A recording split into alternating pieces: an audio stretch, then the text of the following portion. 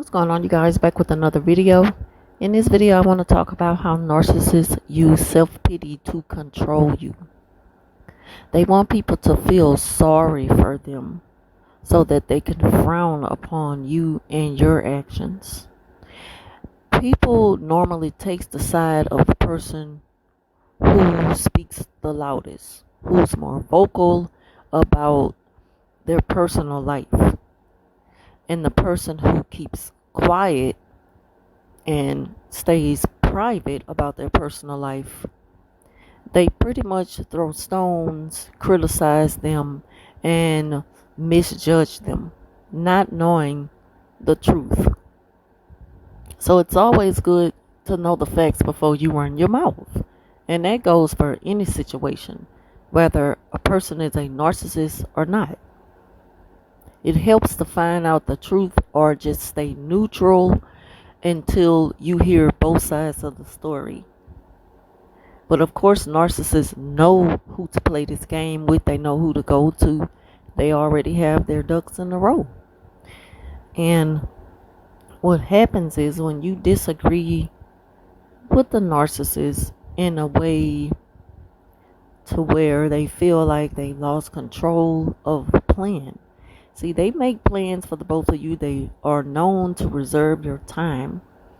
And the moment you let it be known to the narcissist that you have other plans and you wish to do things differently, it takes away their power to control you. So what they do is start to self-pity and take back what they had planned to do. They do that in a way to make you feel like you are ungrateful, when in reality you didn't even ask for that. That's something they took upon themselves to make plans for, and you didn't ask for it. They don't ask you how you feel about things. They don't get your opinion. What they do is tell you how to feel and tell you what they plan to do for your life. And I know y'all heard me speak about this 1,000 times. But I don't ever think I talked about how they self-pity to make you feel bad so that you can change your mind and give them their way with you. As long as they can have their way with you, they get their needs met. It's all about the narcissist. It's never about you.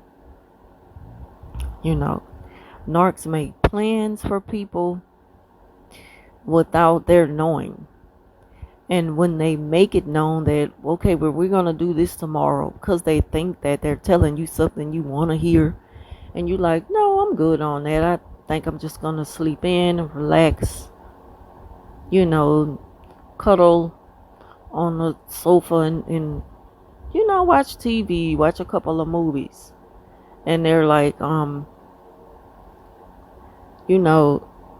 think that it's best that you do this, or I think it's best that you do that. And it's like, how is that benefiting me? Like, what is that bringing to my life?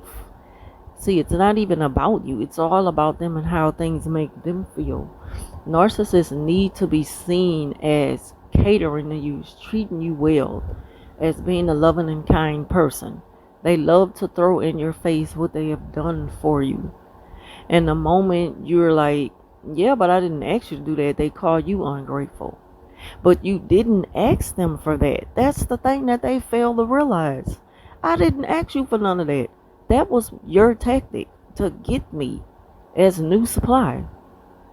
And you thought that that would keep me. But once you realize that I have freedom of choice, I'm entitled to do whatever I want to do, they self-pity and make themselves feel like you're mistreating them because you won't let them have their way with you. And it's crazy. So what happens is, when you explain and pour your heart out to a narcissist that I didn't mean it that way, because see, that's what they want you to do anyway. They want you to over-explain yourself and pretty much beg for understanding. The narcissists know what they are doing, so there's no need to beg for understanding.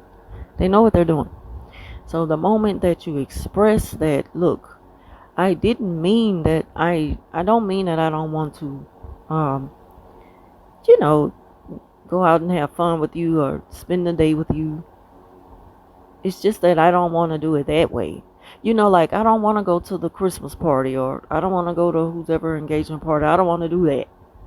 I don't want to go to your homeboy's party. I just wanted to be with you. Let's just have our time together. And it's funny how they love to make you feel like you're just this perfect person for them and they love you so much. But the moment you just want to have that all to yourself, they take that from you because they need to bring you in front of the crowd and present you to an audience. They always have to prove something to people. So they take that love away from you and feel bad for themselves. They start to feel sorry for themselves and just say, you know what? Don't worry about it. And you're like, why aren't you acting this way? See, they want you to keep reaching. They want you to ask for an explanation.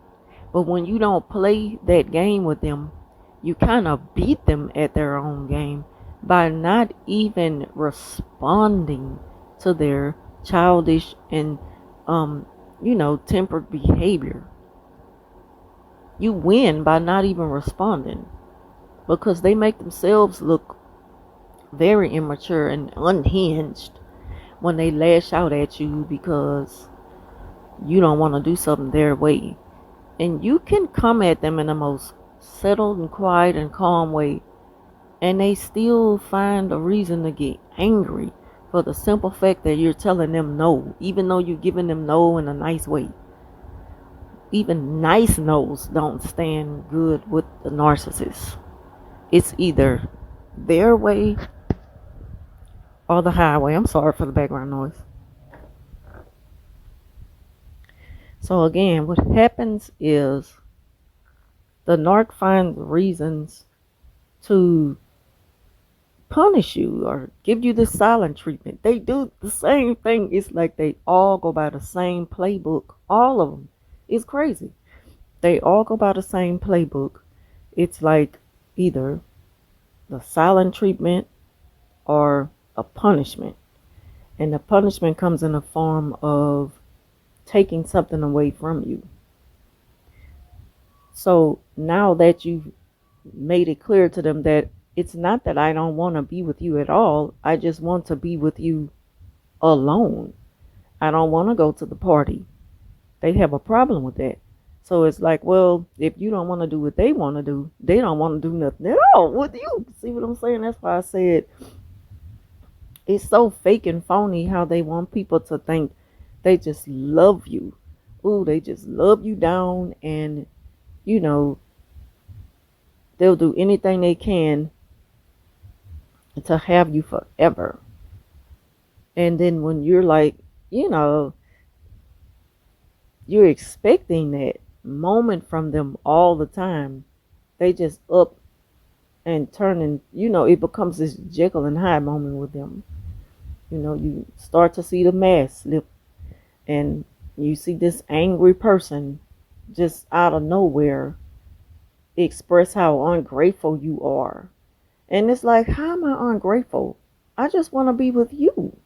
Why do we have to go with these people that we don't know? Like, what is this about?